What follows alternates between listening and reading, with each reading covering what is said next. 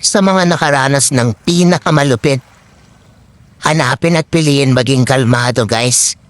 Kaya yan, hanapin mo ang mga tahimik na lugar kagaya nitong tabing dagat o ay nature trip o bundok o kaya ay dagat o kaya ay mga waterfalls, etc. Di ba, guys? Wow. At alam naman natin, guys, tayong sa atin ngayon ay talagang ang lupit ng ating karanasan. Kaya sa mga nagtatrabaho dyan, huwag kayong susuko. Magtrabaho kayo ng todo.